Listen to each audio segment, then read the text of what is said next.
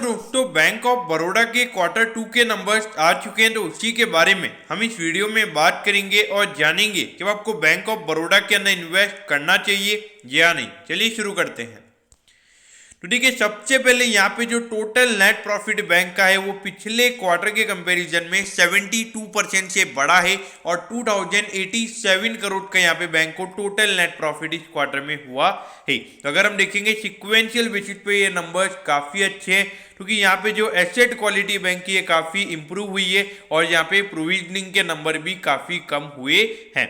अगर प्रॉफिटेबिलिटी की year on year basis यानी कि पिछले साल इसी सेम क्वार्टर से अगर हम कंपेयर करेंगे तो वहां पर भी 24% का ग्रोथ हमें कंपनी के टोटल नेट प्रॉफिट में देखने को मिल रहा है। तो यहाँ पे दोनों ही बेसिस पे कंपनी के नंबर्स काफ़ी अच्छे हैं।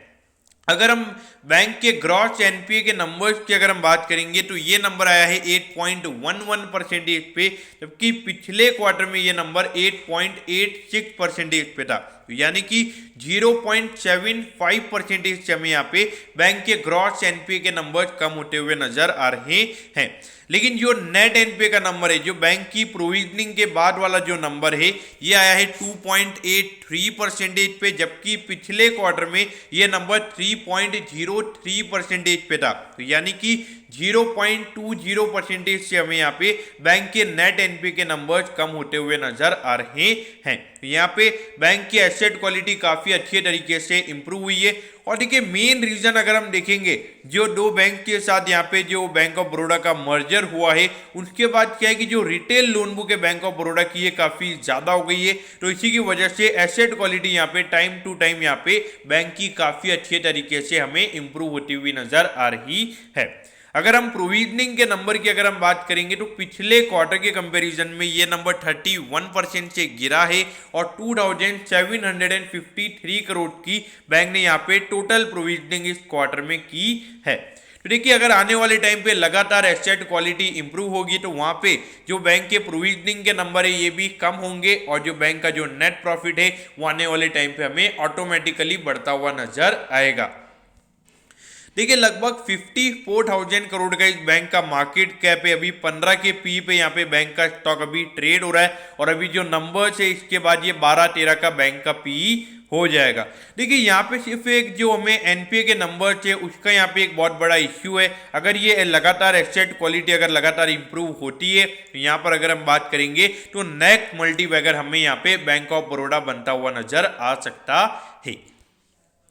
अब देखिए, कंपनी का अगर हम बैंक के रेवेन्यू के नंबर्स की अगर हम बात करेंगे तो यहाँ पे कोई इश्यूज नहीं है। जो इश्यूज है वो है बैंक की प्रॉफिटेबिलिटी में, और इसका मेन रीजन है वो ये है कि जो एनपीए के नंबर्स है कभी भी एकदम से ज्यादा हो जाते हैं, कभी भी यहाँ पे बैड लोन्स की प्रॉब्लम आ जाती है, जो तो फिर बाद में जो एट दी एंड जो ग्रोथ की हम बात करते हैं वो एट दी एंड सर्वाइवल में कन्वर्ट हो जाती है। तो वो यहाँ पे एक बहुत बड़ा इश्यू मुझे नजर आता है। अब देखिए, अभी ये 2% बैंक ऑफ बड़ौदा का स्टॉक अभी ट्रेड हो रहा है 104 रुपए पे। अगर हम ऑल टाइम हाई से कंपेयर करेंगे तो वहां से 50% अपने ऑल टाइम हाई से ये स्टॉक अभी भी आपको करेक्शन पे मिल रहा है।